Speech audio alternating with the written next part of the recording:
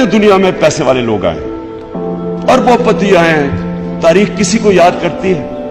Welcome back to my YouTube channel. کپتان کا ایک بڑا بیان سامنے آ گیا. اپنے بیٹوں سے ملنے کی خواہش کا اظہار کر دیا.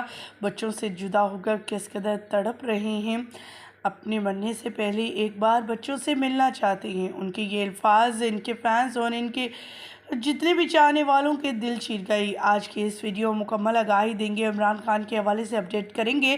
عمران خان کی اس خواہش کو سنتے ہی ان کے فینس تڑپ پڑے اور مختلف جگہوں پر جلسے جلوس کرتے, نعرے لگاتے ہوئے نظر آئے. ہمارے کپتان کو اس قدر افسردہ کر دیا, اپنی اولاد سے دور, اپنے بیوی بچوں, اپنے تمام لوگوں سے دور. آج وہ ہمارے لیے, ہمارے ملک پاکستان کے لیے لڑ رہا ہے.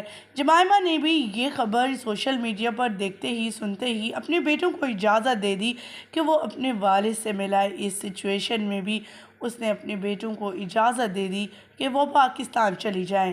بیوی ہو تو ایسی. آج وہ اس کے ساتھ نہیں, لیکن ہر قدم ہر ساتھ اس کا نبھاتی ہوئی دکھائی دیتی ہے. ان دونوں کا بانڈ اس قدر حسین و خوبصورت انداز میں بنایا گیا ہے کہ عمران خان نے بھی مجبوری میں ہی اپنی بیوی کو طلاق دی, صرف ان لوگوں کی خاطر کہ اس پہ کوئی آنچ نہ آئے. وہ عورت کی اس قدر عزت کرتے ہیں, لیکن بہت سے لوگ اپنے مفاد کے لیے ہمارے کپتان کو ذلیل و رسوا کرنے کی کوشش کرتے ہیں.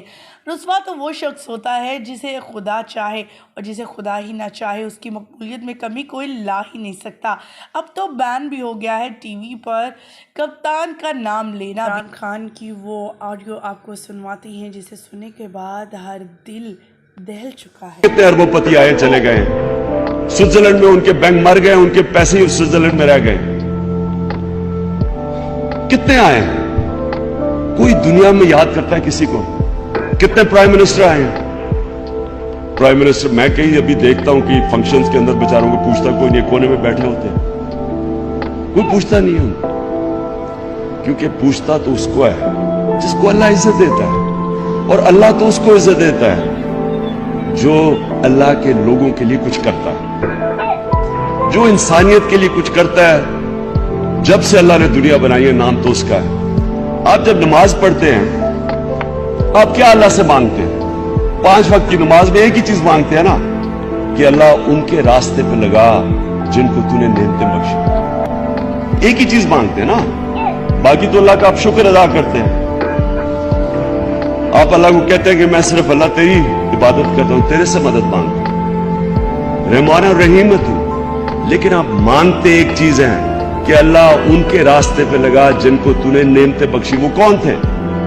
وہ پیغمبر تھے.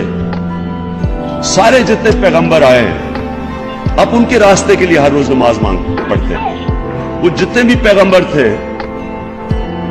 جن کے اوپر اللہ نے نعمتیں بخشی, جن کے لیے آج ہم مرنے کے لیے تیار ہیں. کب سے ہزاروں سال وہ دنیا سے چلے گئے, آج بھی ہم مرنے کے لیے. آج بھی لوگ پیغمبروں کو ان کا نام لیتے ہیں, ہم اپنے نبی کے لیے جان دینے کے لیے تیار ہیں. تو کیا وجہ تھی کہ اللہ نے ہمیں, ہم جب کہتے ہیں کہ اللہ ان کے راستے پہ لگا, تو ان کا راستہ کیا تھا؟ سارے پیغمبر, جتنے بھی پیغمبر آئے تھے وہ حق اور سچ کے لیے آئے تھے, وہ سوشو اکنامک جسٹس کے لیے آئے تھے. حضرت موسیٰ رومن جو فرعون تھا اس کی فرعونیت کے خلاف آئے تھے, انصاف کے لیے آئے تھے.